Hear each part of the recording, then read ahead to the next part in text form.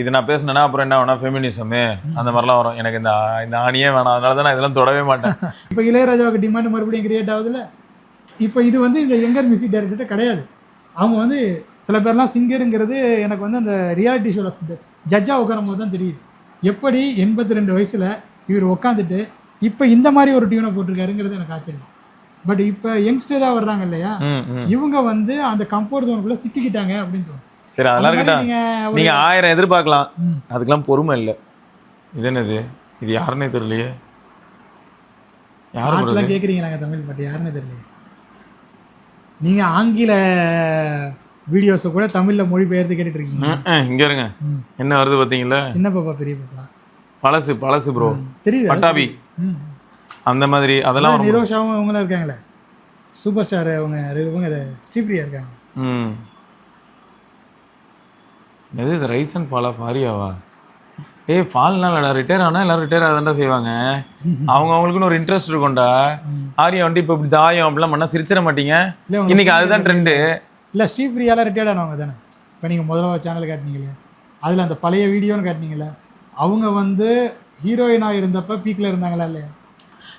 விமனுக்கு வேற மாதிரி இல்லை ப்ரோ இருக்கு, பாவம். அதுதான் இப்போ தான் இல்லையே, இப்போ தான் சமந்தா ஃபைட் பண்ணுறாங்களே. எவ்வளோ வருஷத்துக்கு பார்க்கலாமா? 60 வயசுல சமந்தா வருவாங்களா? அது தெரியும். ஹேல்பெரி வருவாங்க. ஆனால் ஹிந்தி ஆக்ட்ரஸ் வராங்களே. அதை தானே சொன்னேன், ஹாலிவுட்ல தான் அந்த ட்ரெண்டே ஸ்டார்ட் ஆச்சு. அவங்க இன்னும் ஆக்ட் பண்ணிட்டு இருக்காங்க. அடுத்தது வந்து கோலிவுட்லேயே வந்துடும் போல. அங்கே தான் சொல்கிறேன் ப்ரோ, ஸ்க்ரீன் ஸ்பேஸ்னு ஒன்று இருக்கு. இப்போ ஹாலிவுட்ல எப்படின்னா கண்ணு முன்னாடியே கிறிஸ்டியன் மேல் நடந்து போனால் கூட எல்லாரும் எப்படி தெரியுமா இருப்பாங்க, பார்த்துட்டு போயிட்டே இருப்பாங்க, ஒரு ஹாய் கூட காட்ட மாட்டாங்க. இங்கே அப்படியா? ஆமாம், இங்கே வந்து அதுக்கான கிரேஸ் வேற மாதிரி இருக்கா? அப்போ என்ன ஆயிடுதுன்னா, இங்கே ஸ்க்ரீன் பேஸை யார் பிடிக்கிறான்றது இங்கே ஒரு இதுவாக இருக்கும். அங்கே வந்து எப்படின்னா பேஷன். அதை விட எனக்கு ஒரு தோணுது, இதில் ரொம்ப நல்லா கேட்டுட்டு இருக்காங்க, ஹீரோயின்ஸ் வந்து அதுக்கான முயற்சியில ஈடுபடலன்னு எனக்கு தோணுது. அவங்க அதாவது அந்த டாப் பொசிஷனுக்கு வராங்க இல்லையா, அவங்க வந்து அதுக்கு அடுத்த கட்ட ரிஸ்கே அவங்க எடுக்கல. அவங்க ரிஸ்க் எடுக்கலன்னு எனக்கு என்ன தோணுதுன்னு சொல்கிறேன். அவங்க ரிஸ்க் எடுக்கிறாங்கன்னே வைங்க, அவ்வளோ தூரம் கஷ்டப்பட்டுலாம் ஒன்றை வச்சு படம் எடுக்கணும்னு எனக்கு அவசியம் இல்லைன்றாங்க டேரக்டர். இல்லை, ப்ரொடியூசர் சொல்லுவாங்க, அப்போ நீ எனக்கு தேவையில்லைன்ட்டு வச்சுட்டு அவங்க வந்து வெயிட் பண்ணி தனக்கான ஒரு கரெக்டான, ஏன்னா ஹீரோ இல்லாமல் வந்த ஸ்கிரிப்ட் அப்படி நடிச்சு தானே இப்போ நயன்தாராவுக்கு இந்த அளவுக்கு ஃபேமஸ் ஆனதுக்கு காரணம் வந்து அறம்னு ஒரு படம் நடிச்சு தானே. அந்த அறம் படம் வந்து ஹீரோக்களுக்கு சொல்லப்பட்டு மறுக்கப்பட்ட கதை தானே. அவர் வச்சுட்டு சுற்றிட்டுல இருந்தார். அவர் முருகதாஸ் மேலே கேசப்பட்டுல சுற்றிட்டு இருந்தார். கத்தி படம் ஏன் கதைன்னு சொல்லிட்டு அவர் சுற்றிட்டு இருந்தார். அதுக்கப்புறம் அவர் யாருமே சீண்டலை கோலிவுட்டில். இப்போ யாருமே அணுகாமல் ஒரு கதை இருக்குது, அதை எடுக்கக்கூடிய திறனும் அவர்கிட்ட இருந்திருக்கு. அதை ஐடென்டிஃபை பண்ணி அந்த இடத்துல என்னால் முடியும், நான் வந்தால் ப்ரொடியூசர் வருவாங்கன்னு ஒரு ஹீரோயினுக்கு ஒரு வேல்யூ ஒன்று இருந்திருக்கு. அதை யூட்டிலைஸ் பண்ணி அந்த ரிஸ்க்கை எடுத்ததுக்கு அப்புறம் தானே அந்த ரிஸ்க்கு சாப்பிட முடிஞ்சது. அப்புறம் இப்போ என்னாச்சு? இப்போ வந்து வேற நல்லவங்க. அதுக்கப்புறமா அந்த ரிஸ்க்கை எடுத்துக்கிட்டே இருந்துருக்கணும்ல. நடுவில் ஷாருக் கானுக்கு ஹீரோயின் அடிச்சுட்டாங்களே. என்ன ரிஸ்க் எடுத்தாலும் ஒரு லிமிட் வரைக்கும் தான் ப்ரோ. அது ஹீரோவுக்கு வந்து என்ன ஆயிடுதுன்னா, இது நான் பேசினேன்னா அப்புறம் என்ன வேணா ஃபெமினிசமு அந்த மாதிரிலாம் வரும். எனக்கு இந்த ஆணியே வேணாம், அதனால தான் நான் இதெல்லாம் தொடவே மாட்டேன். ஏன்னு பார்த்தீங்கன்னா மேலுக்கு வேற மாதிரி இருக்கு ப்ரோ. அவங்களோட ரெஸ்பான்சிபிலிட்டி வந்து விமன் அளவுக்கு இல்லைன்னு நான் சொல்லுவேன். இதை வந்து எத்தனை பேர் ஏற்றுப்பாங்கன்னு எனக்கு தெரியலையே. எப்படின்னா விமன் வந்து மல்டிடாஸ்க் பண்ணுறாங்க ரொம்ப. இதை முதல்ல அவங்க அக்செப்ட் பண்ணணும். யார்? சொசைட்டி அக்செப்ட் பண்ணணும். அவங்க வந்து வீட்டில் ஒரு அம்மாவாக இருப்பாங்க, வெளில வந்து ஒரு ஆக்ட்ரஸாக இருப்பாங்க, வேற ஒரு இடத்துல பிஸ்னஸ் ஓனராக இருப்பாங்க, இந்த மாதிரி இருப்பாங்க. ஒரு மேல் வந்து என்ன ஆயிடுதுன்னா அப்பா தான். ஆனால் அந்த அப்பாவுக்கான டியூட்டி எந்த அளவுக்கு பண்ணுவாங்கன்னு பார்த்தா மானிட்டைசேஷனில் பண்ணுறாங்களே தவிர மற்றபடி ஒரு அம்மாவா மாதிரி இருக்கிற அப்பா வந்து ரொம்ப ரேர். Correct, exactly. இந்த மாதிரி நிறைய ஃபேக்டர்ஸ் இருக்கு, அதெல்லாமும் யோசிக்கணும்.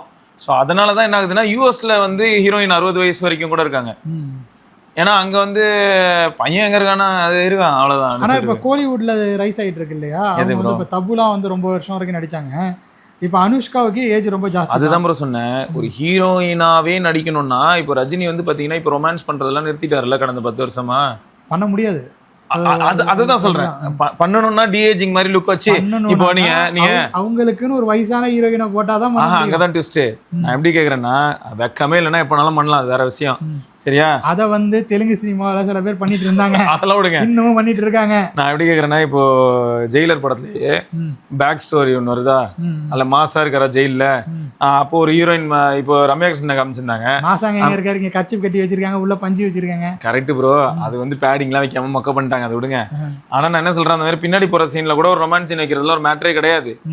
சரியா? அது வந்து ஒரு ஹீரோன்னா வேணுமா வேண்டாமா அவங்களே ப்ராப்பரா டிசைட் பண்ணலாம். ஒதுங்குறது எப்பயுமே நல்லது. அளவு தெரிஞ்சு இருக்கிறது எந்த ஹீரோக்கும் எனக்கு ஏமாட்டேங்குது. இந்த விஷயத்துல திறமையானவருங்க.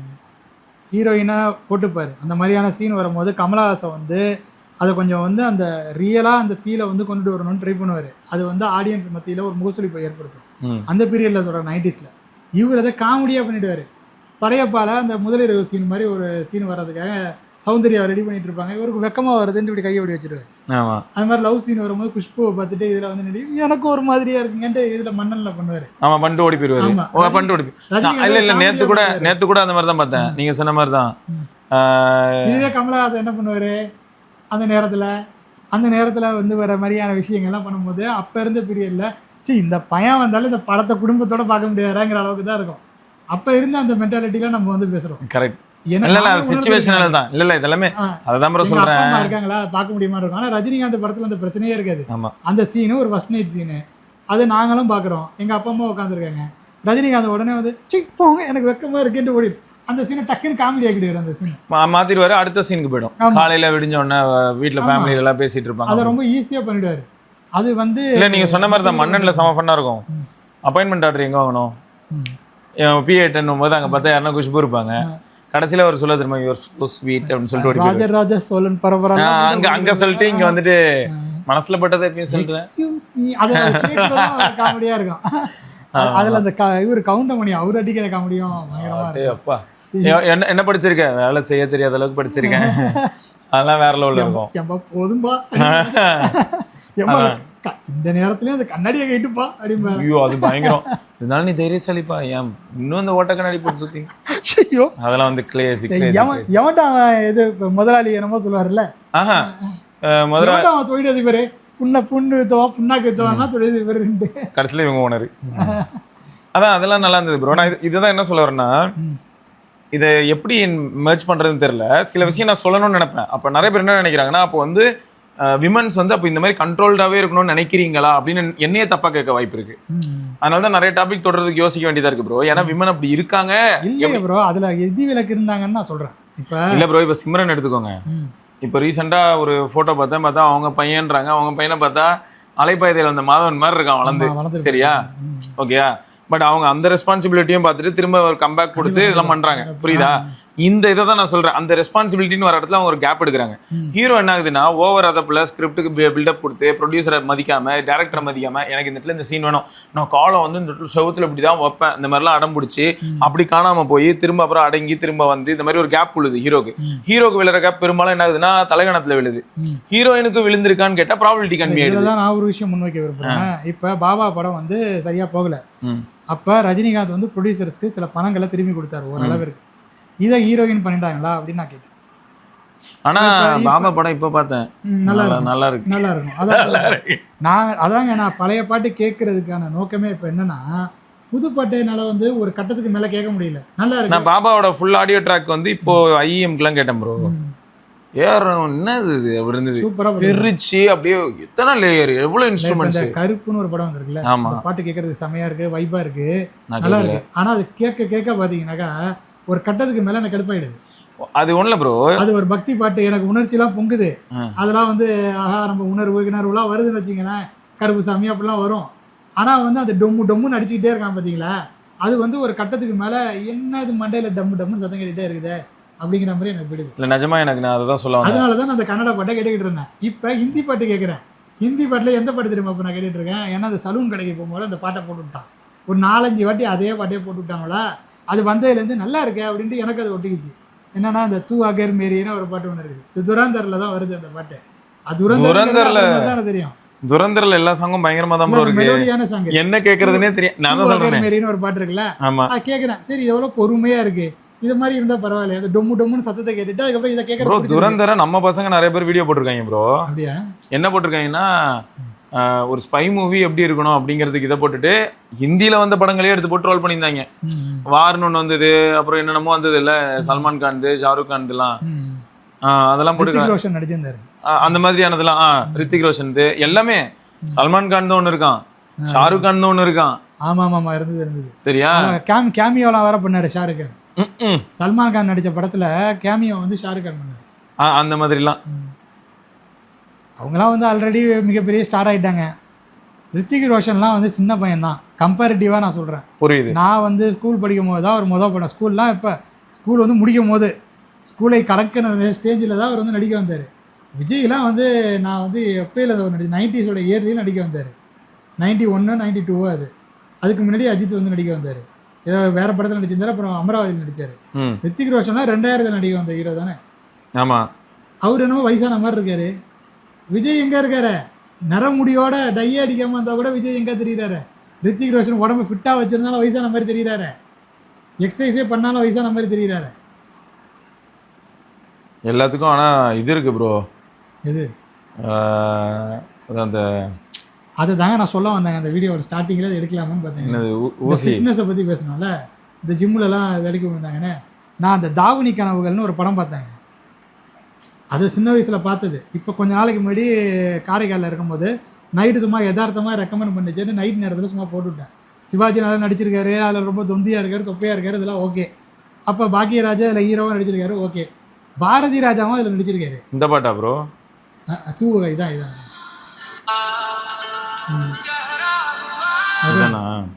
அதுதான் தூவகை. ஆமாம் ஆமாம். இல்லை இதில் மீதி சாங்கில் அப்படி திரும்ப டைட்டில் ட்ராக்லாம் எல்லாமே இருக்கு ப்ரோ. எல்லா மிக்ஸும். ஃபாஸ்ட் ட்ராக் வேணுமா வச்சிருக்கேன், பேஸ் பூஸ்ட் வேணுமா வச்சிருக்கேன். அந்த மாதிரி மிக்ஸ் இருக்கு. மெலோடி எனக்கு ரொம்ப பிடிச்சிருக்கு. இல்லை எல்லாமே இருக்குன்ற படத்துலேயே வந்து பாட்டு கேட்ட பிறகு எனக்கு வந்து அர்த்தமே தெரியாம ஆனால் வெறும் மியூசிக்குக்கும் அந்த இதுக்கும் வச்சு கேட்டுக்கிட்டு இருக்க வேண்டியதாக இருக்கு. இப்போ இளையராஜாவுக்கு டிமாண்ட் மறுபடியும் கிரியேட் ஆகுதுல்ல. புது டேரக்டர். இப்போ கார்த்திக் சுப்புராஜ் இளையராஜா மியூசிக் டேரக்டர் போடுறாரு. வேற டேரக்டரும் இப்போ இளையராஜா அப்ரோச் பண்ணுறாங்க. ஏன்னா இவனுங்க சும்மா போட்டு அடி சாவடிக்கிறாங்க. ஒரு பாட்டு வந்து இருக்குங்க, நல்லா இருக்குதுங்க. ஸ்வேதா பாடியிருக்காங்க. ஒன்றை நம்பி வந்த என்னன்னு ஒரு பாட்டு ஒன்று இருக்குதுங்க. கேட்குறதுக்கு அது பழைய டியூன் மாதிரி தான் இருக்குது. பழைய இளையராஜா பாட்டு தான் அது. அதையும் நான் சொல்கிறேன். அதில் ஒரு 3 பாட்டு. என்ன படம்? உன்னை நம்பி வந்த எண்ணெய்னு போடுங்க. வந்த எண்ணெய்னு ஒரு பாட்டு ஒன்று வருது. கேட்குறதுக்கு நல்லா இருக்குது. அந்த ஃப்ளூட்டோட ஆரம்பிக்கிறார். அந்த இளையராஜாவோட ஸ்டைலில் இந்த பாட்டு தான். அதை நீங்கள் போட்டு கேட்டு பாருங்கள் அப்புறமேலு. இல்லைனா இப்போ கூட கேளுங்க. அதை கட் பண்ணி வேணா எடுத்துக்கலாம். இந்த மியூசிக் இருக்கலாம். உண்மைதான். இல்லை போடுங்க, அப்படியே போடுங்கண்ணா கட் பண்ணிக்கலாம். இது வேற ஒரு பாட்டு ஞாபகப்படுத்துது எனக்கு. இது எப்படி இருக்குன்னா, விடுதலை படத்தில் வர்ற பாட்டு இருக்குல்ல, அதோடைய அந்த சைடில் இது வந்து இதில் தெரியுது. அந்த இது வரும்ல, நடுவில் நடந்து போகும்போது வரும்ல, வழி நெடுக. ஆமாம்மா. எனக்கு ஆனால் என்ன தோணுச்சுன்னா டக்குன்னு இன்னொரு பழைய பாட்டோட இதுவும் வரும் எனக்கு. அது ஐயோ அது சம படமாச்சே ப்ரோ. நாசர்லாம் இருப்பாரு. தேவதை நாசர்லாம் இருப்பாரு. ரொம்ப பழசு ப்ரோ. தேவதையும் பழைய படம் தாங்க. நாசர் எப்போ நீங்கள் ஒரு 80s வந்த படம். இல்லை இளையராஜா எல்லா டெக்கர்லேயும் மியூசிக் போட்டு வச்சிருக்கிறாரு. 70லேயும் இருக்குது, 80லேயும் இருக்குது, 90லேயும் இருக்குது. சரி விடுங்க. அதில் நிறைய பாட்டுலாம் வேறு இருக்குது. சரி, இது அடுத்த வரியே கேளுங்களேன். அடுத்த மாறும் படம். அதான் பேஸ் மாறுது. ஆமாம். அதில் எவ்வளோ வேரியேஷன். எந்தெந்த இன்ஸ்ட்ருமெண்ட்டை யூஸ் பண்ணுறாரு பாருங்க. அந்த கேப்பை கூட சும்மா விடாமல் நடுவில் இந்த இந்த மாதிரியான ஒரு ஸ்டார்டிங்கு, இந்த மாதிரியான ஒரு நடுவில் வர மியூசிக்கே தேவையில்லை. இதை வந்து ராமனின் மோகனம்னு ஒரு பாட்டு இருக்கும். ஆமாம் பயங்கரம். அதில் நடுவில் வர்ற மியூசிக் மட்டுமே எங்கெங்கேயோ போவோம். எங்கெங்கேயோ போயிட்டு சிம்பனி மாதிரிலாம் போவோம். நீங்கள் ஆனால் வரும். நீங்கள் எப்படி இல்ல அது இல்ல இல்ல நீங்க அத சொன்னனால அல எப்படி ஒரு அதுல ப்ரோ நீங்க இந்த பாட்டு சொல்றீங்க எனக்கு புரியுது. திரும்ப திரும்ப கேட்டா மேபி பிடிக்கலாம். ஆனா ஹைலைட் என்னன்னா அது இத சொல்ற கேப்ல நீங்க அந்த பாட்டை சொல்லிட்டீங்களே, இதெல்லாம் வேற லெவல். ஆமா. இந்த ஸ்டார்டிங்கும் அது நடுவில் வர்ற மியூசிக்கும் சம்மந்தமே இருக்காது. எங்கேயோ போயிட்டு திரும்பி வந்து டச் பண்ணும். இந்த இதே எடுத்துங்க. அது ஸ்டார்டிங் எப்படி ஆரம்பிச்சது எப்படி வருது, விஷுவலே எப்படி இருக்கும் தெரியுமா, முறையா இருக்கும். அதுதாங்க அந்த பாட்டெல்லாம் வந்து டீனாய்ஸ் பண்ணி இந்த காலத்தில் விட்டிங்கன்னா அந்த சிங்கரோட வாய்ஸ் எல்லாம் எவ்வளோ திறன்பட அதை பாடியிருக்காங்கிறது நமக்கு தெரியுங்க. அதே மாதிரி அந்த சிங்கர் வந்து எந்த சிங்கர்கிட்ட வேணாலும் பாடலாங்க. அதே மாதிரி விஷுவலாக எந்த மியூசிக் டேரக்டர்கிட்ட வேணாலும் அவங்க சஸ்டெயின் ஆகலாம். அந்த மாதிரி போட்டு இப்போ ஸ்வேதா விட்டு வாட்டி எடுத்திருக்காரு இந்த பாட்டில். நீங்கள் நல்லா பார்த்தீங்கன்னா தெரியும், அதில் சிங்கருடைய டாமினேஷன் தான் அந்த பாட்டில் இருக்குது. மியூசிக் வந்து இளையராஜாவுடைய பழைய ஸ்டைல் தான் அது. அது நடுவில் இவர் எக்ஸ்ட்ராவாக சில கோர்வைகளுக்கு வந்து டடடான்னு அதில் அந்த பீட்ஸை கொஞ்சம் இன்க்ரீஸ் பண்ணி அதை இன்ட்ரெஸ்டிங்காக கொடுத்துருக்காரு. ஆனால் அந்த சிங்கர் வந்து அவ்வளோ எஃபோர்ட் அதில் போட்டிருக்காங்கிறது எனக்கு கிளியராக தெரியுது. புரியுது. நீங்கள் திரும்ப அந்த பாட்டை வேணால் கேட்டு பாருங்கள். இனி இப்படி பாடுமான்னு அவர் சொல்லியிருப்பாரு. ஆனால் அங்கே தான் ட்விஸ்ட். நான் தான் சொல்கிறேனே, வழி நெடுக காட்டு மொழி அது நல்ல சாங் தான். ஆனாலும் ஏன்னு தெரியல ப்ரோ, நேராக இளையராஜா அப்படின்னாலே என் மைண்ட் எப்படி இருக்குன்னு சொல்கிறேன். நேராக 80s 90s போய் லாக் ஆகிடுறேன். அப்படி தாங்க லாக் ஆகணும். அதோட பிரதிபலிப்பு தாங்க இது. நான் இன்னைக்கு கரெக்ட். ஆனா நான் இப்ப இருக்கிறது ஓடுது ப்ரோ, ஓடுது. எனக்கு இப்ப கேக்குறேன், நல்லா இருக்கு, நல்லா இல்லைன்னு.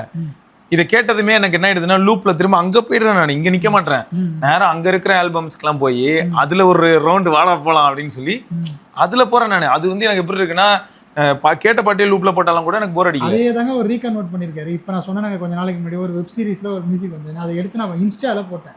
அந்த பாட்டு என் ஒய்ஃபுக்கு வந்து மண்டையில் ஓடிக்கிட்டே இருக்கு அந்த மியூசிக்கு. அது என்னுடைய சின்ன வயசு போட்டோவையோ அப்படியே இதிட்ட கொடுத்து 2 பக்கத்தில் இருக்கிற மாதிரி நடுவில் ட்ரெண்ட் ஆனிச்சுல, அதை போட்டு இந்த மியூசிக்கை போட்டுட்டேன். இது எந்த படத்தோட மியூசிக்கு அப்படின்ட்டு அவங்க அந்த மியூசிக்கை கொடுத்துட்டே இருந்தாங்க. அப்போ அதை கேட்டாங்க. அவங்க கேட்கும் போது அது ஏதோ புதுசாக தெரிஞ்சிருக்கு, அதில் ஒரு டிஃப்ரென்ஸ் இருக்கிறது தெரியுது. எங்கெங்கேயோ போகிற மாதிரி இருக்கும், டிஃப்ரெண்ட்டாக இருக்கும். நீங்கள் இப்போ கேட்டிங்கன்னா கூட தெரியும் அந்த மியூசிக். அது வந்து எதுனா அந்த பூங்காற்று புதிரானது இருக்குல்ல, அந்த பாட்டை தான் போடுவேன்னு சொல்லிட்டு அந்த டேரக்டர், அந்த வெப் சீரிஸ் எடுத்த டேரக்டர் வந்து ஆசைப்பட்டிருக்காரு. இவர்கிட்ட வந்து பர்மிஷன் கேட்டிருக்காரு. அதை ஏன் போடணும், நான் அவனை போடுறேன்ட்டு அதே இதையே இவர் ரீக்ரியேட் தான் பண்ணியிருக்காரு. அதை பேஸாக வச்சுட்டு அதே மாதிரியான மியூசிக் தான் இது. இது வந்து வித்தியாசமாக இருக்குது. இதை யங்ஸ்டர்ஸ் கேட்கும் போது என்ன பண்ணுறான்னா, அந்த பாட்டு கீழே வந்து கமெண்ட் பண்ணியிருக்கான், யோ தாத்தா என்னையா இப்படி போட்டிருக்கான்னு ஒருத்தன் போட்டிருக்கான், யோ வேற லெவலியா ஆல்வேஸ் ராஜான்ட்டு புகழ்கிறாங்க கடந்து. அந்த படம் எந்த படம்னு கூட தெரில, அதில் நடித்த ஹீரோ ஹீரோயின் பேச கூட தெரில, அந்த பாட்டு அந்த மியூசிக் வந்து அந்த அளவுக்கு பேசியிருக்கு. அப்போ அப்படியெல்லாம் இன்ஸ்ட்ருமெண்ட்டில் விளையாண்டு எவ்வளோ மேஜிக் பண்ணி அந்த சிங்கர்ஸையும் அந்த அளவுக்கு எலிவேட் பண்ணி, இப்போ ஸ்வேதா வந்து இந்த அளவுக்கு பாடுவாங்கன்னு நான் எக்ஸ்பெக்ட் பண்ணேன். அவங்க வந்து ஒரு ஸ்டேஜில் அவர் ஏற்றினார். இந்த நான் சொல்லியிருந்தேன்னா அடிக்கடி சொல்லியிருப்பேன், டிக் டிக் டிக்கில் வர்ற அந்த பாட்டு இருக்குல்ல, அந்த இது ஒரு நீலா, அந்த பாட்டை பாட விட்டார். பாட வரல, அதாவது அது சரியாக வரல, அந்த மியூசிக்கோட சேர்ந்து அவங்க பாடல. அதுக்கப்புறம் அவர் சொல்லி கொடுத்தாரு ஸ்டேஜ்லேயே. அவன் அந்த இதை வாசிங்கன்னு சொல்லிட்டு அந்த இடத்துல அந்த கேப் கொடுக்குறாங்க தெரியுமா, அதுதான் உனக்கு க்ளூ. அந்த இடத்துல நீ ஸ்டார்ட் பண்ணிடணும், விட்டுட்டேனாக்கா அதுக்கப்புறம் வராது அப்படிங்கிறத அங்கே சொல்லி கொடுத்தாரு. அப்போ ஒரு ஸ்டூடெண்ட் மாதிரி ஆக்கிட்டார். இதே விஷயம் ஸ்ரேயா கோஷல்கிட்டையும் நடந்தது. அதுக்கப்புறம் ஸ்டூடெண்ட் மாதிரி வச்சு அவங்கள ட்ரெயினே பண்ணார். அவங்க இப்போ நேஷ்னல் லெவல் பெரிய சிங்கர். அது மாதிரி இப்போ இவங்க ஸ்வேதா வந்து ட்ரெயின் ஆகி இப்போ இந்த பாட்டு பாடும்போது அவங்க இவ்வளோ வேரியேஷன் கொண்டு வராங்கன்னு எனக்கு தெரியாது. இதுக்கு முன்னாடி வந்து நம்ம ஏஆர் ரஹ்மான் மியூசிக்கில் அந்த இதில் பாடியிருப்பாங்க, யாரும் இல்லா தனி அறையில்ங்கிறது ஸ்வேதா பாடினது தான். சுஜாதாவோட பொண்ணுங்கிற அடிப்படையில் தான் அவங்கள வந்து தெரியும். பட் அந்த அளவுக்கு நல்லா பாடியிருக்காங்க அந்த பாட்டுங்கிறது அவங்க அந்த பாட்டை கேட்கும் போதே தெரியும். பட் இப்போ அவங்கள்ட்ட வந்து அதை விட அதிக சேஞ்சஸ் தெரியுதுன்னு நான் சொல்கிறேன். அவங்க எவால்வ் வராங்க. ஆமாம், பயங்கரமாக. இளையராஜா கான்சர்ட்டில் அவங்க பாட ஆரம்பித்த பிறகு எல்லா ஸ்டேஜுக்கும் போகிறாங்க. இளையராஜா கூப்பிட்டு போகிறாரு. ஏன்னா இப்போ ஜானகியை தேடி கூப்பிட முடியாது, அவங்க இல்லை. அது மாதிரி சுசீலா அம்மாவை கூப்பிட்டு வந்து பாட வைக்க முடியாது. இப்போ அந்த பெரிய சிங்கர்லாம் வந்து இல்லை இல்லையா, இவங்க காலத்தில் பாடினவங்கலாம். அப்போ வந்து அந்த ஒரு ட்ரெயின் பண்ணி அதே மாதிரி ஒரு ரீப்ளேஸ்மென்ட் ரெடி பண்றாரு, ரீக்ரியேட் பண்ணுறதுக்கு ஒரு சிங்கர் தேவைப்படுறாங்க. அப்போ யங் சிங்கர்ஸை அவர் ட்ரெயின் பண்ணி விடுறாரு. அனன்யா பாண்டேன்னு ஒரு சிங்கர் இருப்பாங்க, கன்னட சிங்கர் தான். அவங்க தான் அந்த காந்தாராவில் அந்த சிங்கார சிறியன்னு ஒரு பாட்டு இருக்குல்ல, அதை வந்து பாடியிருப்பாங்க. அவங்க தான் வழிநடுக்க காட்டு மொழியை பாடினவங்க. அது தமிழ் வந்து ஓரளவுக்கு தான் தெரியினாலும் கூப்பிட்டு வந்து உட்கார வச்சு ஒரு ட்ரைனிங் அவனுக்கு போட்டிருக்காரு. அவங்களுடைய வாய்ஸ் இப்போ தமிழுக்கு சூட் ஆகுது. இப்போ ஸ்வேதா வந்து எனக்கு அந்த மாதிரி பாட்டெலாம் பாடும்போது ஒரு ஆவரேஜ் சிங்கர் அப்படிங்கிற லெவலுக்கு தான் இருந்தாங்க. இந்த பாட்டு வந்து பார்க்கும் போது ரொம்ப சிம்பிளாக தெரியுது. ஆனால் ஸ்வேதா வந்து இந்த பாட்டுக்காக ரொம்ப அந்த ஏற்ற இறக்கங்களுக்கு ரொம்ப எஃபோர்ட் போட்டிருக்காங்க. அதை இவரே ட்ரெயின் பண்ணியிருக்காரு. ஏன்னா இவர் வந்து கார்த்தின்னு ஒரு சிங்கர் இருக்கார் இல்லையா, கார்த்திக்னு ஒரு மியூசிக் இருக்குது, ஒழியிலே தெரிவதுன்னு ஒரு பாட்டு, அதாவது ஒரு பாடினார். அப்போ ஒரு ஸ்டேஜில் ஒரு ரியாலிட்டி ஷோவில் பார்ட்டிசிபேட் பண்ணும்போது சொன்னார், நீ இப்படி பண்ணுற. இளையராஜா சாரை பொறுத்த வரைக்கும் அவரு பிடிச்ச புடியில் தான் அவர் வந்து நிற்பார். ஒழியிலே, அந்த ஒழியிலேன்னு வருதுல்ல, அந்த எக்ஸ்ட்ராவாக வர அந்த ஏன்னு ஒன்று ஒரு நேரத்தில் நிறுத்துவார்ல, நீ அங்கே நிறுத்துன்னு அவர் சொல்லுவார். அந்த மியூசிக் இப்படி தான் வரணுங்கிறத அவர் நிர்ணயிச்சிருவார். அந்த இடத்துல தான் வந்து அது நிற்கணும். அது வந்து அவர் முன்னாடியே இப்படி தான் வரணுங்கிறத அவர் டிசைட் பண்ணிவிடுவார். இப்போ இது வந்து இந்த யங்கர் மியூசிக் டைரக்டர்கிட்ட கிடையாது. அவங்க வந்து இவங்க வந்து எப்படி பண்ணுறாங்கன்னா ப்ரோ, அந்த சிங்கருடைய பொட்டன்ஷியல் எடுக்கிறாங்க. இப்போ இருக்கிறவங்க என்ன பண்ணுறாங்கன்னா, ஷார்ட்ஸ் ரீல்ஸ் இருக்குல்ல, அதுதான் ஃபர்ஸ்ட் எய்மு. அதில் ஸ்கோர் ஆகுற மாதிரி ஷார்ட் டேர்ம் லிவ் தான். அது எனக்கு வந்து இப்போ இருக்கிற கண்டென்ட்டுக்கு மத்தியில் என்னோடது வந்து அடுத்த 20 வருஷத்துக்கு எல்லாரும் பாடுவாங்கன்னா எனக்கு தெரியாது. அடுத்த 20 நாளைக்கு பண்ணணும், அதுக்கு அடுத்து நான் அதுக்குள்ள இன்னொரு ஆல்பம் போட்டு இவங்களே காசு கொடுத்து தான் மேக்ரோ இன்ஃப்ளூயன்சர் மைக்ரோ இன்ஃப்ளூயன்சருக்கு காசு கொடுத்து குடும்பத்தோட தான் எல்லாம் புருஷன் பொண்டாட்டி குழந்தை அதெல்லாம் எல்லாரும் சேர்ந்து பாத்துக்கு டான்ஸ். நான் சொல்றேன், அதெல்லாம் எனக்கு தெரியாது. நடந்துட்டு இருக்கு ப்ரோ, பாட்டை ஹிட் ஆக்குறதுக்கு அத மாதிரிலாம் பண்ணிட்டு இருக்காங்க. இது நல்லா இருந்தது ப்ரோ, அரசனோட தீம் செம. அது அரசன் பயங்கரமா இருந்தது.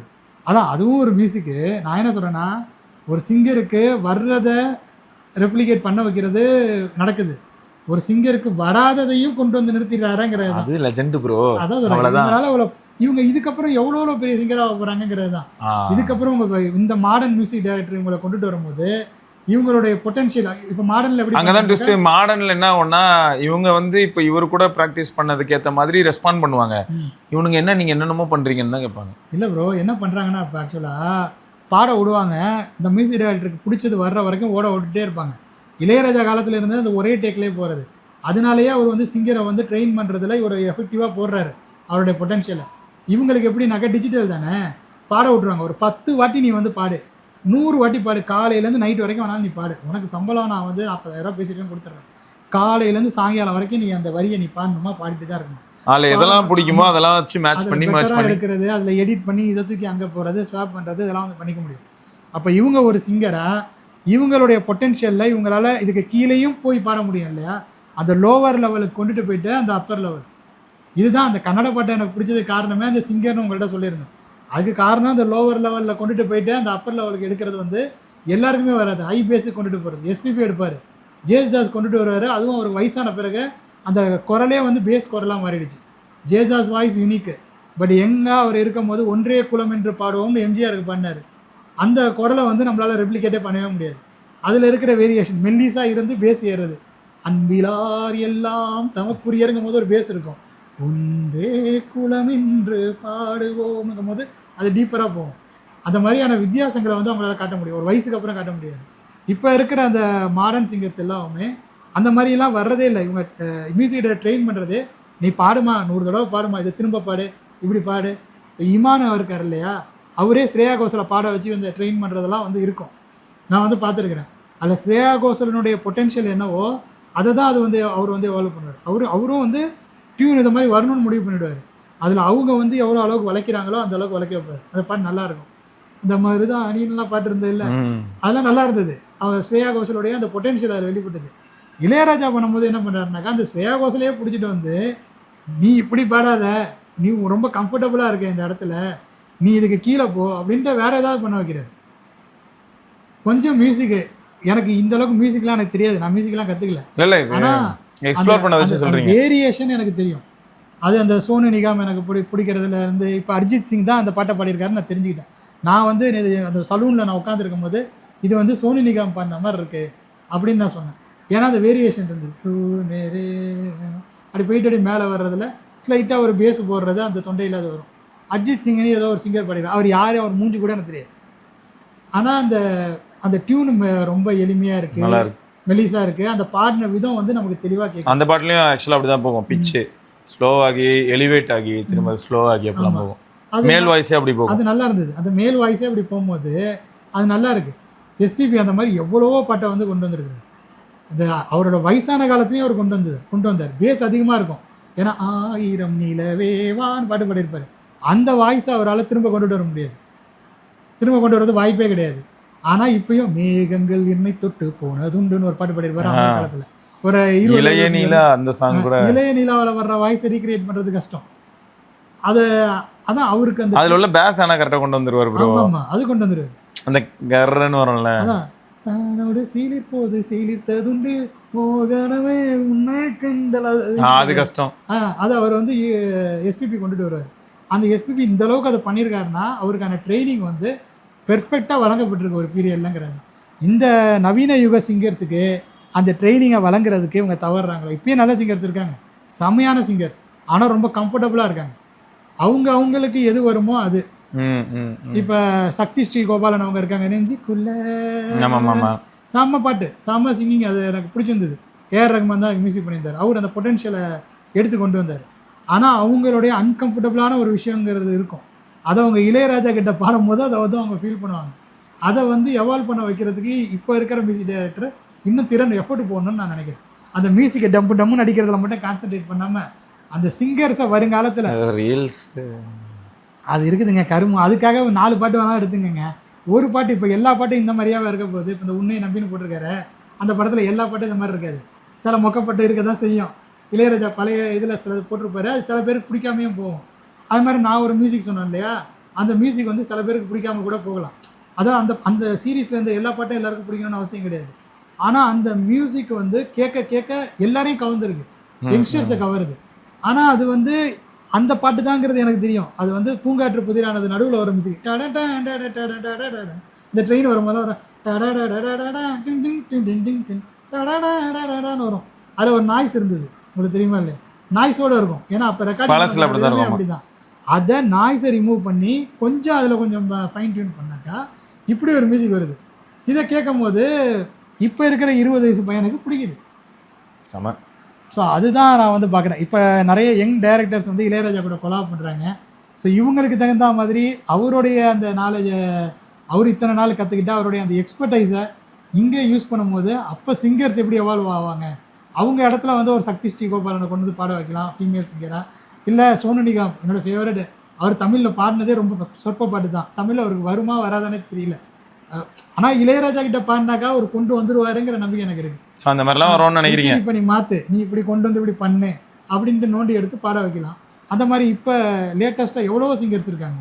இப்போ நம்ம சில பேர்லாம் சிங்கருங்கிறது எனக்கு வந்து அந்த ரியாலிட்டி ஷோவில் ஜட்ஜாக உட்காரும் போது தான் தெரியுது அவங்களாம் என்ன பாட்டு பாடியிருக்காங்க அப்படிங்கிறது. ஒரே அந்த பேஸ் ஒரே லெவல்லே பாடுறாங்க. அவங்கள கொண்டு வந்து இந்த மாதிரி ஒரு எக்ஸ்பர்ட்டான மியூசிக் டைரக்டரை கொடுத்து விட்டு கடைஞ்செடுத்து இப்படி உள்ளே போ, இதை நீ கொண்டு வந்து நிறுத்து, இப்படி வா, நீ ஏன் உன் தொண்டையை அப்படியே கொண்டுட்டு போகிற, இப்படி வா, இந்த இடத்துல நீ வந்து கீழே வரணும் வா அப்படின்னு கொண்டுட்டு வரணும். கரெக்ட் தான்.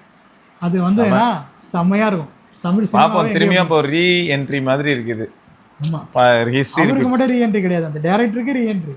அவங்க இனிமேல் வந்து அவங்களுக்கு அந்த ஒரு எக்ஸ்பீரியன்ஸ் கிடைக்குது இல்லையா? இப்போ இவர் கூட சேர்ந்து ஒர்க் பண்ணும்போது அந்த மியூசிக்கில் அவங்களுக்கு ஒரு நாலேஜ் ஒன்று கிடைக்கும். பிஜி பேக்ரவுண்ட் மியூசிக் போடும் போது இந்த இடத்துல அளவு வைக்கணுமா, அப்போ வந்து இந்த இன்றைக்கே ஞாபகம் இருக்குது, நம்ம எல்லாம் சொல்கிறது வந்து அது வந்து சில ட்ரோலாக கூட அந்த மியூசிக்கை இப்போ நம்ம சில பேர் இடத்துக்கு பயன்படுத்துகிறோம். அந்த அபூர்வ சகோதரர்கள் படத்தில் நடுவில் வர்ற அந்த மியூசிக் அழுவ வரணும்னா அந்த மியூசிக் தேவைப்படுது இல்லை? கமலஹாசன் அழுகுறாரு, வேற லெவல் ஆக்டிங்கு, கட்டையாக இருக்காரு, அவ பக்கத்தில் வந்து ஒரு எக்ஸ்பிரஷன் கொடுக்கு. ஒருவேளை என் பையன் மாதிரி அவன் ஒருவேளை இப்படி இருந்தான்ட்டு அவங்க அம்மா சொல்லும் போது அவருடைய யார் வேணாலும் சொல்லலாம், எந்த கேரக்டர் வேணாலும் அவனை குள்ளங்குள்ளன்னு சொல்லும் அந்த படத்தில். அவருக்கு கவலை இல்லை. பெத்த தாய் சொல்லுவாங்க, இந்த பையனுக்கு என்ன குறைச்சல, இவன் வேணா மூக்கு மூலியமாக நல்லா தானே இருக்கான், ஒருவேளை என் பையன் மாதிரி ஒரு பையனை அவன் கொண்டு வந்து அவள் காதலிக்கிறேன்னு சொல்லியிருந்தானே அப்படியே அவரோட முகம் மாறும், கண்ணீர் வரும். அந்த இடத்துல அந்த சீனே எலிவேட் ஆகும் அந்த மியூசிக்கை வச்சு. அந்த இடத்துல அந்த மியூசிக் எப்படி வேலை பண்ணியிருக்கு பாருங்க. இது இயற்கையின் மியூசிக், அதுவும் இயற்கையின் மியூசிக் மாதிரி தான் நம்ம கூடயே வாழ்ந்துட்டு இருக்கு. நம்மளுக்கே ஒரு விஷயம் நடந்ததுன்னா அந்த மியூசிக்கை போட்டு பார்ப்போம். வாழ்க்கையில் நமக்கே ஒரு சீனை பார்த்தோன்னே தோணும், இந்த இடத்துல அந்த மியூசிக் இருந்தால் பக்காடா அப்படின்னு தோணும். இந்த பேசி முடிக்கிட்டோம், நம்ம நிறைய பேசுகிறோம், நான் அந்த மியூசிக்கை காட்டுறேன் பாருங்களேன், அது கேட்குறதுக்கு புதுசாக இருக்குது.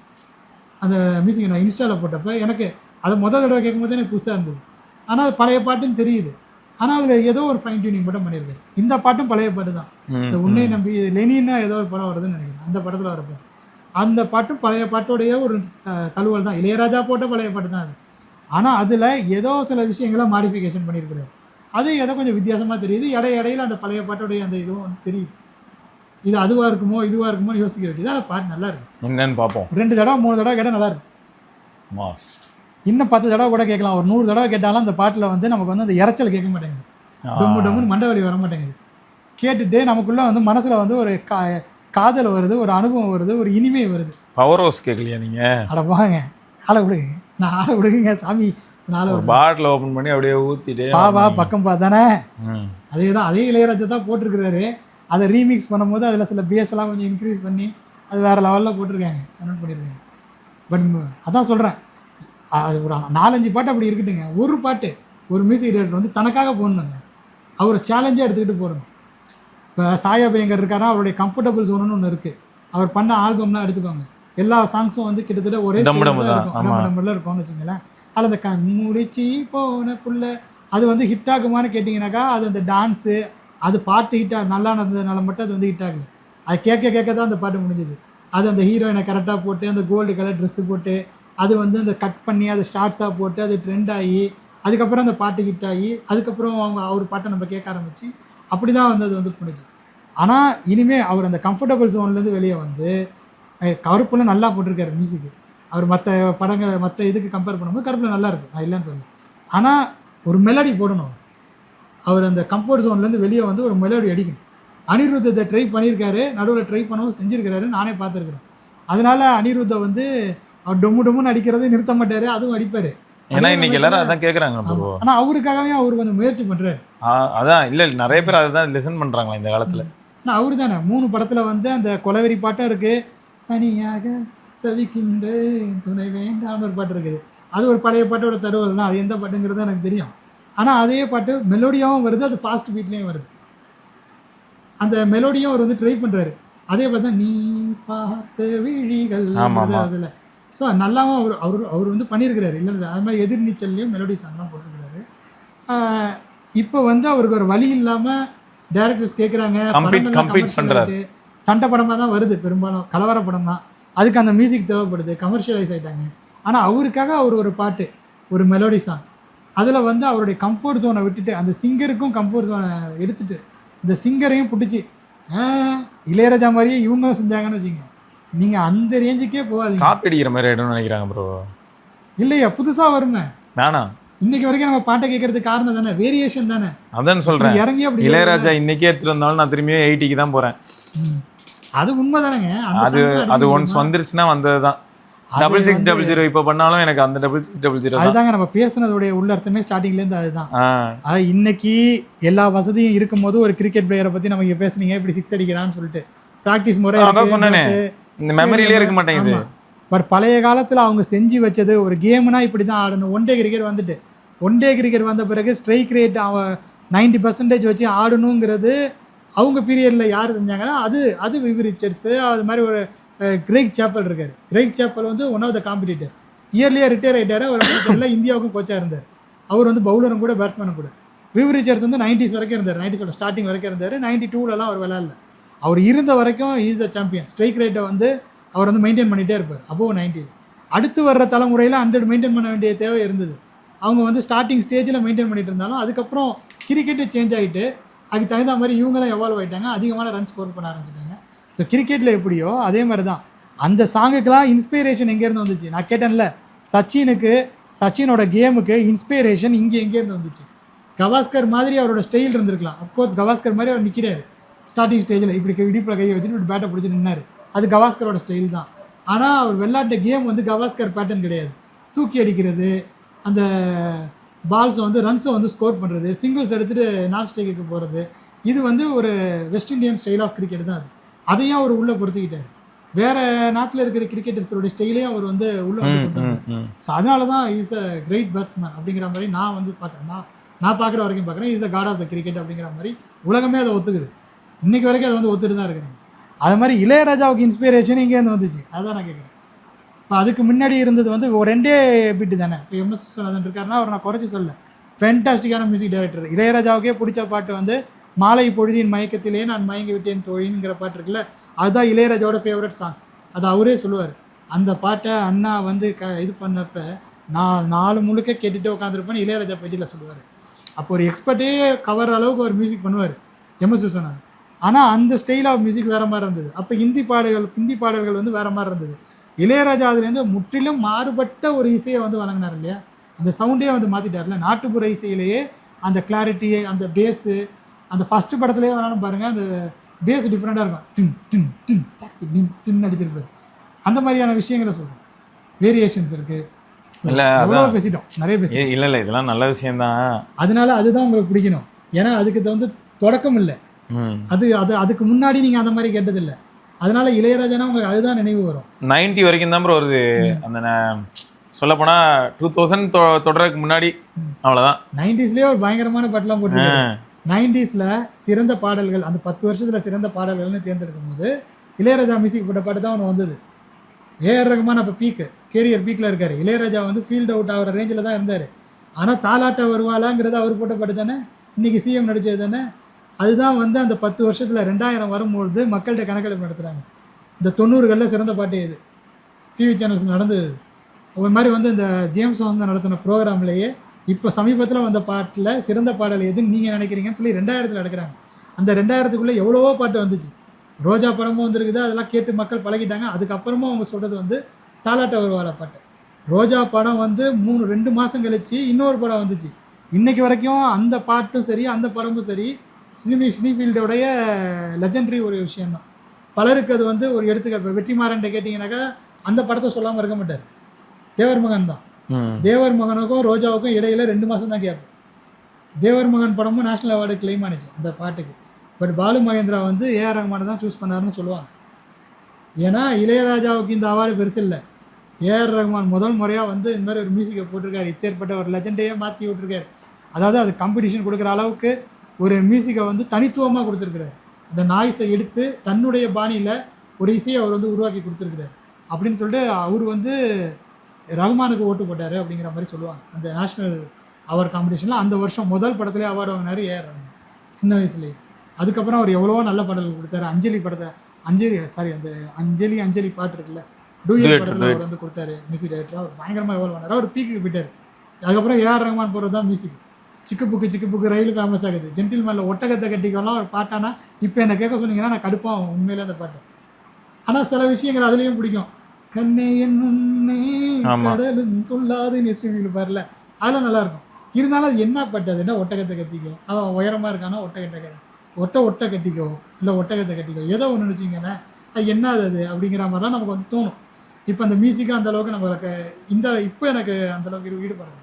ஆனால் அந்த பீரியடில் ஏஆர் ரஹ்மான் படையப்பா போட்டிருக்காரு. அதெல்லாம் போடும்போது தாலாட்ட வருவாளா பாட்டு வந்து சிறந்த பாட்டாக வருது இல்லை.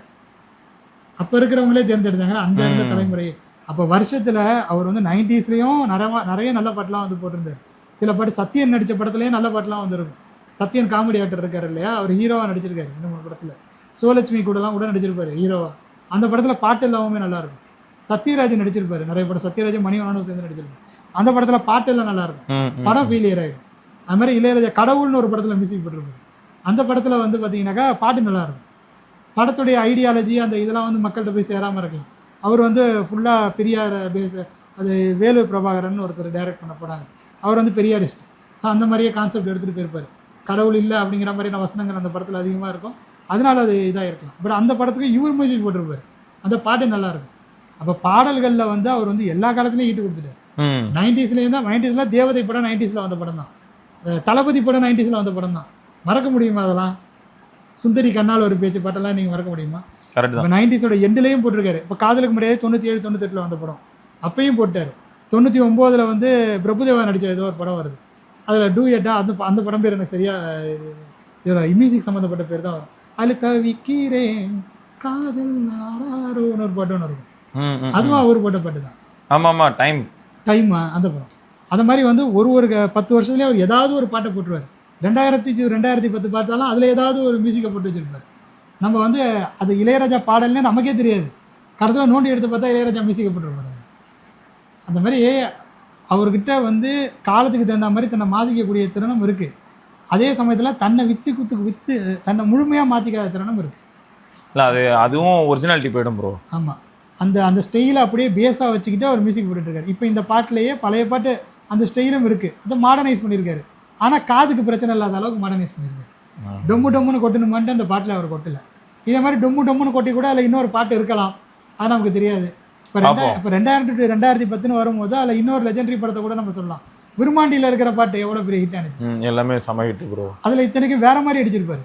அவரோட கம்ஃபர்ட் ஜோன் அது கிடையாது. 80ஸ்ல இருந்த இளையராஜா கம்ஃபர்ட் ஜோன் வந்து அது கிடையாது.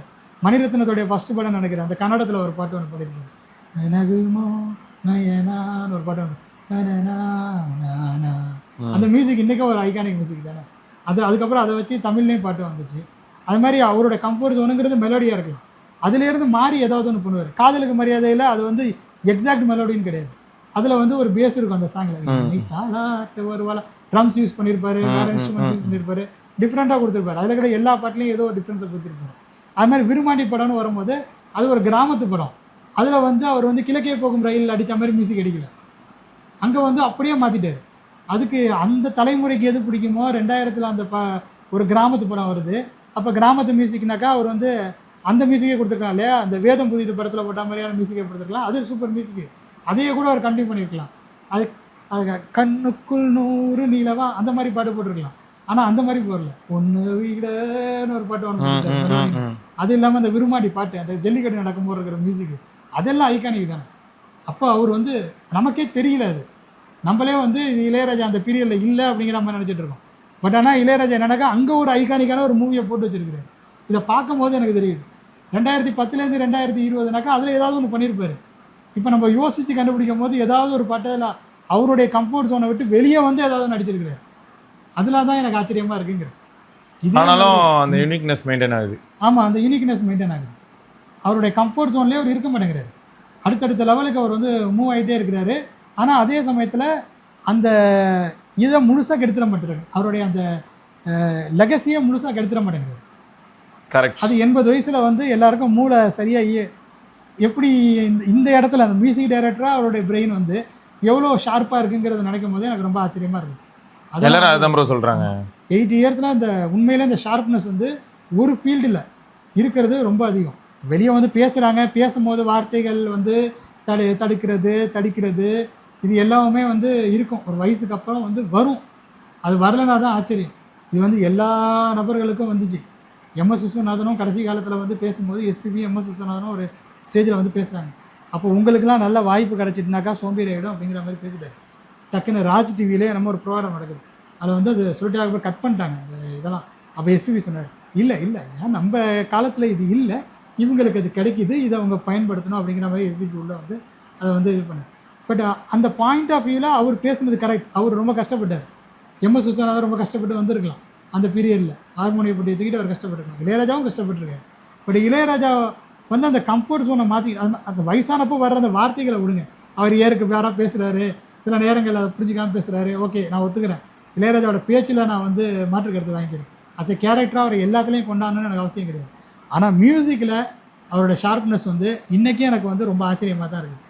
எப்படி 82 வயசில் இவர் உட்காந்துட்டு இப்போ இந்த மாதிரி ஒரு டியூனை போட்டிருக்காருங்கிறது எனக்கு ஆச்சரியம்.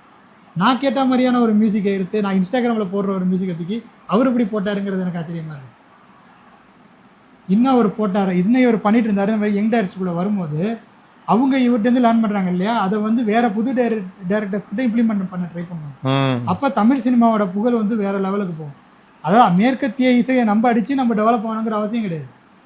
நம்ம மியூசிக்கில் இந்த வேரியேஷனை அவன் கொண்டாடுறான். தளபதி படத்தில் வந்த பாட்டை வந்து அவன் கொண்டாடினான் தானே. அது உலகத்திலே சிறந்த பாட்டை தானே தேர்ந்தெடுக்கப்பட்டுச்சுல ஏதோ ஒரு இதில். அது சொல்லுவாங்க CNN இதில் வந்து ஏதோ ஒரு காம்படிஷனில் அந்த பாட்டு அந்த நூற்றாண்டின் சிறந்த பாடல்களில் ஒன்றா தேர்ந்தெடுக்கப்பட்டதுன்னு சொல்லுவாங்க. ராக்கம்மா கையத்தட்டுங்கிறது அவ்வளோ பீட் இருக்குது அப்படிங்கிற மாதிரி. அது அவரோட கம்ஃபர்ட் ஜோன் கிடையாது. ராக்கம்மா கையத்தட்டு மாதிரியான ஒரு பாட்டை அவரோட கம்ஃபர்ட் ஜோன். சுந்தரி கண்ணால் ஒரு பேச்சு, அந்த கண்ணால் ஒரு செய்தி வந்து அவருடைய கம்ஃபர்ட் ஜோன். யமுனை ஆற்றிலே ஈரக்காற்றிலே அவரோட கம்ஃபர்ட் ஜோன். இன்றைக்கி அந்த பாட்டை நம்மளால் கேட்க முடியுது, அது ஹிட்டான பாட்டு தான். ஆனால் ராக்கம்மா கையத்தட்டு அவரோட கம்ஃபர்ட் ஜோன் கிடையாது. அது வெளியே வந்து அடிப்பார். இந்த மாதிரி இப்போ நிறைய பேர் அடிக்கணும்னு நினைக்கிறேன்.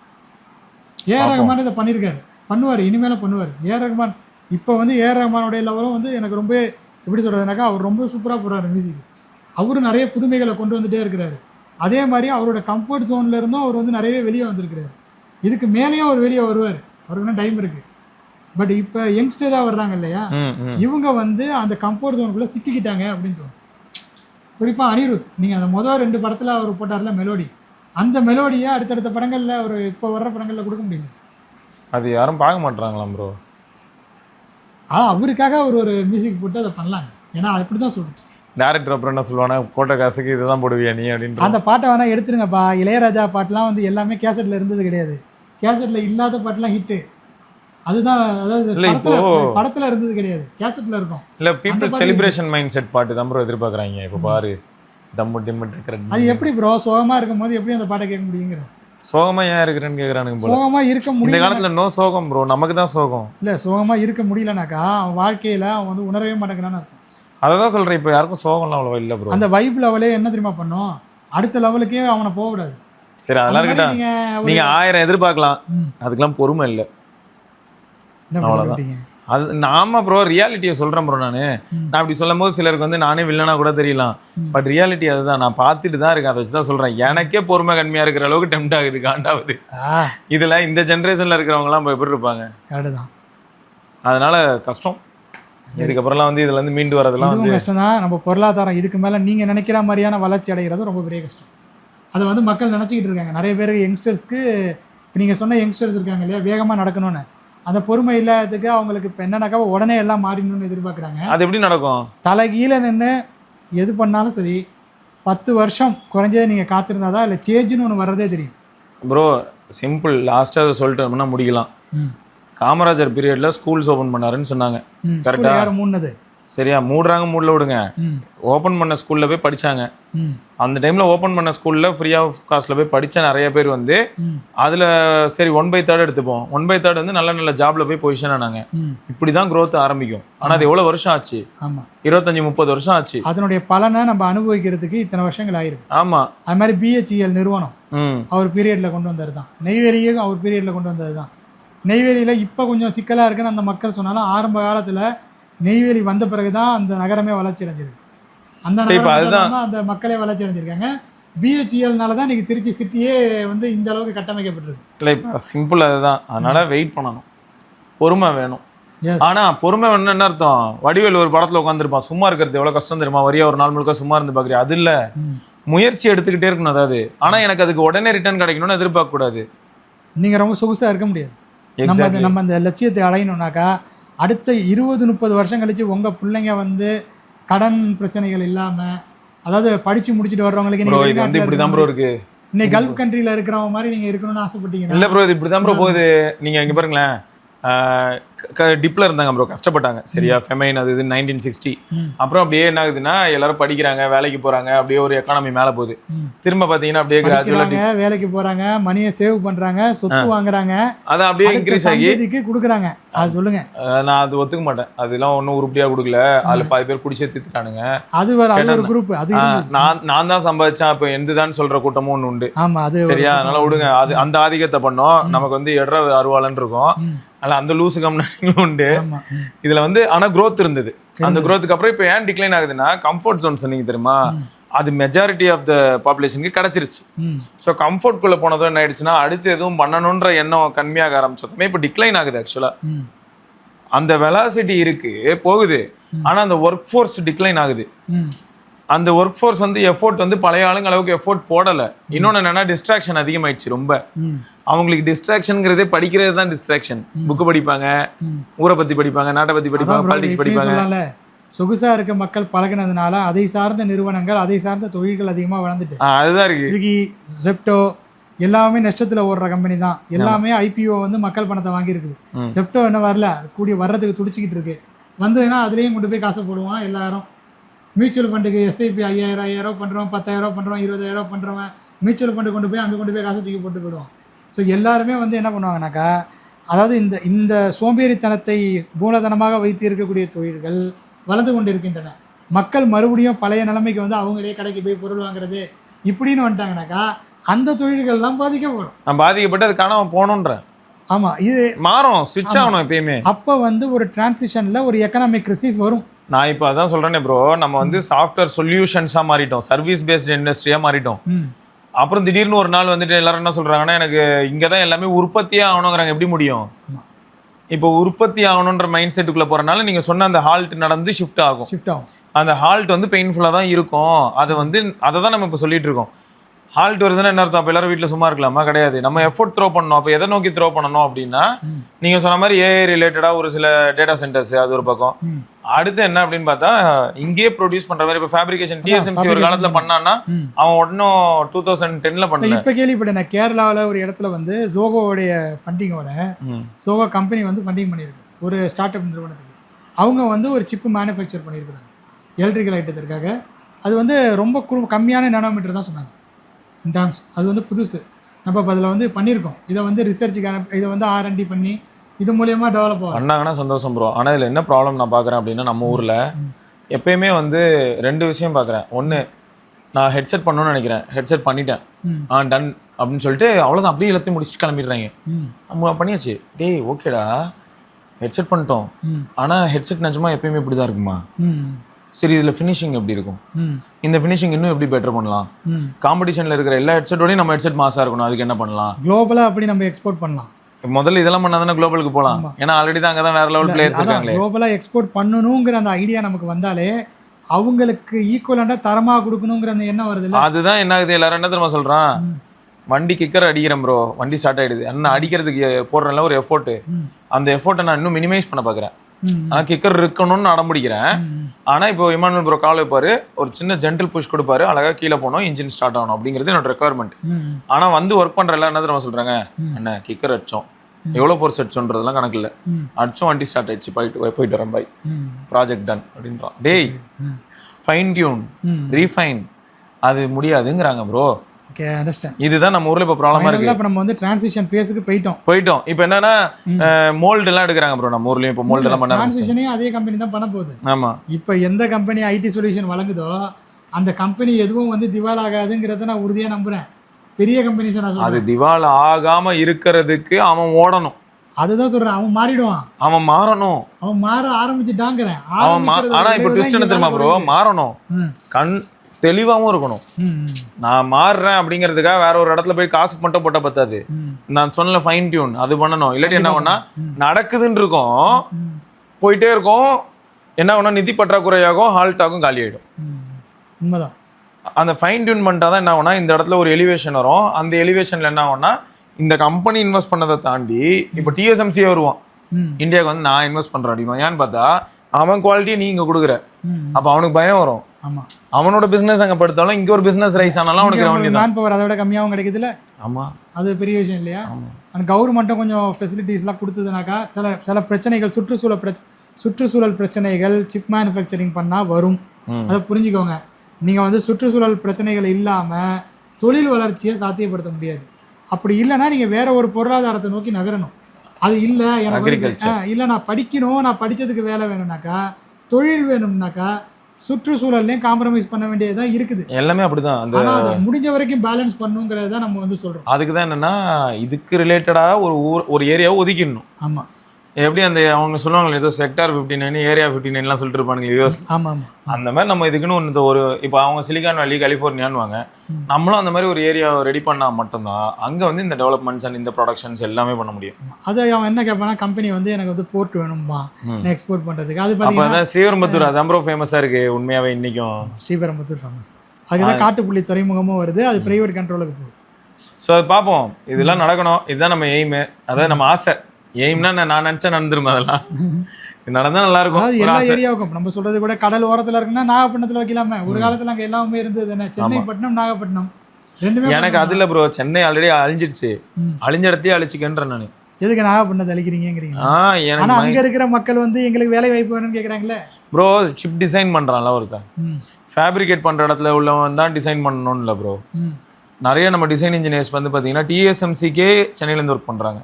ஃபேப்ரிகேட் பண்றது ஆனா எங்க டிஎஸ்எம்சி தாய்வான்ல பண்றாங்க, ஆனா இங்க டிசைன் பண்ணிட்டு இருக்காங்க. உங்களால ஒருத்தர் இருப்பாருங்க குவால்காம்ல ஒர்க் பண்றாருங்க, அந்த மாதிரி நிறைய பேர் இருக்காங்க. ஆளு வந்து பெத்த கையே பெரிய பெரிய. சரி, இப்ப கேள்வி இதுதான், அப்ப இங்க நம்மால் நாகப்பட்டினத்திலே டிசைன் பண்ணுவான், மாசா பண்ணுவான், அங்கேயே அவன் வெர்ச்சுவலா எல்லாமே ரன் பண்ணி பார்த்துருவான், அப்புறம் டிசைன் அனுப்புவான், இங்க அவங்க ஃபேப்ரிகேட் பண்ண போறாங்க. அவ்வளவுதான். வேலை வாய்ப்புலாம் எல்லா இடத்துலயும் இருக்கதான் ப்ரோ செய்யுது. இல்ல அட்லீஸ்ட் அது அங்க இருக்கக்கூடிய இளைஞர்களுக்கு கிடைக்கிறதுக்கான அந்த ஸ்கில் அவங்கள்ட்ட வளர்க்கணும் இல்லையா? அதுதான் ரீல்ஸ் எல்லாம் கட் பண்ணுங்க, போன் எல்லாம் யூஸ் பண்ணாதீங்கிறேன். அதற்கு நடைமுறைக்கு தான் அங்க ஒரு இன்ஸ்டிடியூஷன் ஆரம்பிக்க சொல்றேன் நானு. இது பண்ணலாம், இப்ப இதனால எதுவும் அழியாது இல்ல. இப்ப சொல்றாங்கல்ல கிளைமேட் சேஞ்சுன்னு பேசுறாங்கல்ல, எவனுக்கும் சொல்யூஷன் சொல்ல தெரியாது. ஆமா, அவன் இயக்கம் வச்சிருப்பான். நம்ம ஏரியால கறிக்கடை அண்ணன் வந்து என்ன சொன்னாரு, கவர் கொடுக்க மாட்டாது, பாத்திரம் எடுத்துட்டு வரணும் அப்படின்னு ஒரு அட்டை போட்டிருந்தாரு. சரியா, இது எல்லா கடையிலயும் போட்டாங்க அண்ட் ஸ்ட்ரிக்டா ஃபாலோ பண்ணாங்க அப்படின்னா மாஸ் இப்படிதான் எவால்வ் ஆகணும். கிளைமேட் சேஞ்சுனா வந்து முதல்ல பிளாஸ்டிக் சேஞ்ச் பண்ணுவோம், அங்க சேஞ்ச் ஆச்சுன்னா அப்படியே ஒன்னொன்னா இம்பாக்டை ஏற்படுத்தலாம். இந்த மாதிரி தான் இப்ப நீங்க சொல்ற மாதிரி. நீங்க சொல்றது சூப்பர் ப்ரோ. இந்த இன்ஸ்டிடியூஷன்ஸ்க்குலாம் எனக்கு பில்டிங் போதும்.